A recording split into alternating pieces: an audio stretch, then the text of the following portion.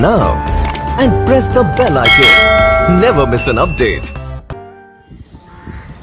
Hello नमस्ते आदाब सत श्री अकाल कायम छो केड़वाल कसा काय वाड़कम खम्मा गणी और राम राम से आप सबका स्वागत है हमारे और आपके यूट्यूब चैनल बल्लू विलन ब्लॉग में। दोस्तों बल्लू विलन ब्लॉग में पार्ट 1 में हमने साबरमती आश्रम के कुछ हिस्से दिखाए, संग्रहालय और मदन भवन बहुत सारे हिस्से दिखाए। तो आज बचे कुछ हिस्से साबरमती आश्रम के इस पार्ट 2 में दिखाएंगे। खूबसूरत इस साबरमती नदी के किनारे स्थित साबरमती आश्रम की छटा बहुत ही अलौकिक है। तो वीडियो में यही सब कुछ दिखाने वाले हैं, तो वीडियो को एंड तक देखिएगा और वीडियो में एंड तक बने रहिएगा। जो लोग नए हैं प्लीज़ चैनल को लाइक एंड सब्सक्राइब कर लीजिए। चलिए वीडियो शुरू करते हैं।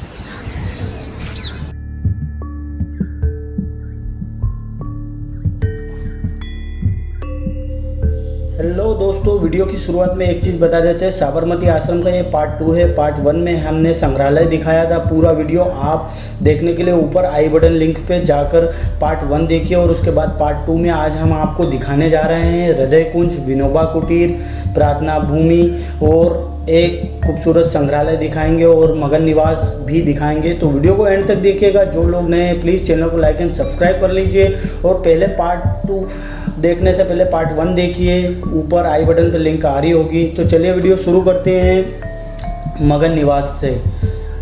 दोस्तों मगन निवास की बात की जाए तो गांधी जी ने हस्तनिर्मित खादी के माध्यम से देश को आज़ादी दिलाने का संकल्प लिया था।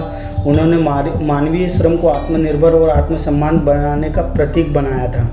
यह वही जगह थी जहां गांधी जी ने अपने आर्थिक सिद्धांतों को व्यवहारिक रूप दिया और यहीं से चरखे द्वारा सूत काटकर खादी के वस्त्र बनाने की शुरुआत की गई थी। तो देश के कोने कोने से आने वाले गांधी जी के अनुयायियों को इसी आश्रम में ठहराया जाता था और उन्हें इसी मदन निवास के माध्यम से खादी और चरखा चलाने का प्रशिक्षण दिया जाता था। आश्रम में इस उद्योग की स्थापना 1918 में अहमदाबाद के टेक्सटाइल मिल के कर्मचारियों की हड़ताल के दौरान की गई थी। और इसके अलावा कस्तूरबा रसोई आश्रम और आकर्षण और भी केंद्र इस वीडियो में आगे हम आपको दिखाएंगे।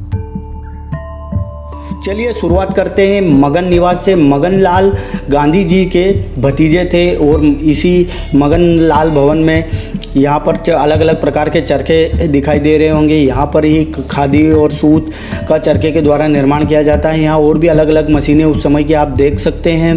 तो मगन लाल गांधी जी के साथ उनके दक्षिण अफ्रीका के फिनिक्स आश्रम के दिनों से ही उनके भतीजे और सच्चे अनुयायी थे। गांधी जी ने उन्हें आश्रम की आत्मा कहा है और जिसके वे वास्तुकार और कुशल प्रबंधक थे। उन्होंने चरखा के विभिन्न उन्नत डिजाइन पेश किए। यह क्रांति का प्रतीक बन गया जिसने अंततः खादी को जन्म दिया। 1928 में मगन लाल जी की मृत्यु पर गांधी जी ने जो टिप्पणी की थी वो भी विचारणीय थी।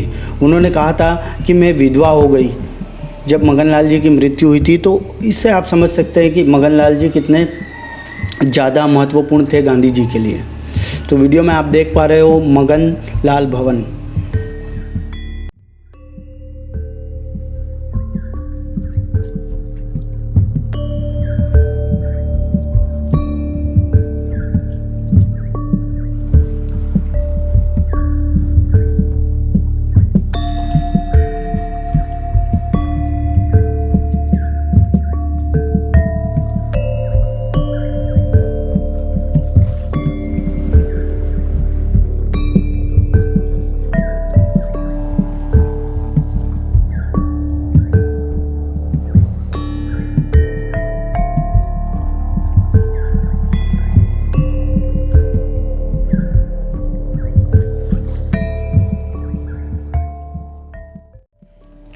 दोस्तों वीडियो में आगे हम आपको दिखाने जा रहे हैं बापू के आश्रम में स्थित उनका निवास स्थान जिसको हृदय कुंज के नाम से जाना जाता है। हृदय कुंज आश्रम के बीचों बीच स्थित है। इसका नामकरण काका साहब कालेकर ने किया था।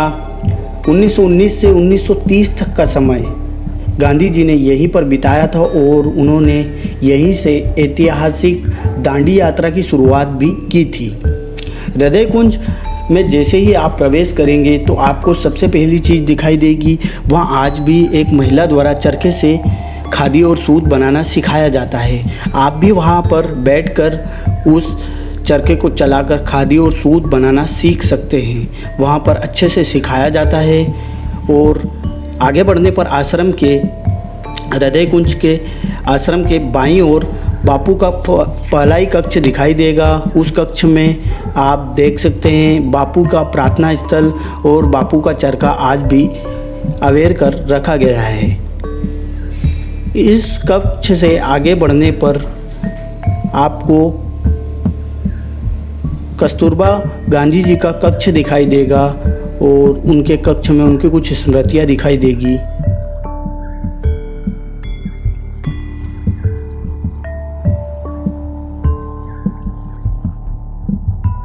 और उनके कक्ष के ठीक बगल में आपको एक अतिथि गृह दिखाई देगा।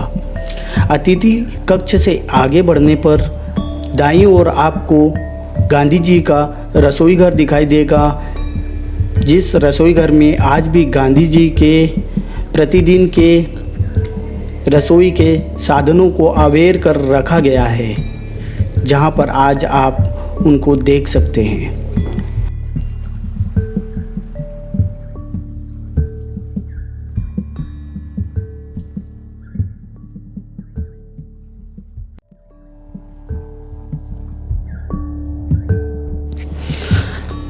अब हम आश्रम के अगले हिस्से विनोबा मीरा कुटीर को दिखाने जा रहे हैं। विनोबा मीरा कुटीर यह वही जगह है जहां 1918 से 1921 के दौरान आचार्य विनोबा भावे ने अपने जीवन के कुछ महीने बिताए थे। इसके अलावा गांधी जी के आदर्शों से प्रभावित होकर ब्रिटिश युवती मैडलिन स्लेड भी 1925 से 1933 तक यहीं पर रही। गांधी जी ने अपने इस प्रिय शिष्य का नाम मीरा रखा था। इन्हीं दोनों शख्सियतों के नाम पर इस कुटीर का नामकरण भी विनोबा मीरा कुटीर रखा गया था। Now and press the bell icon. Never miss an update.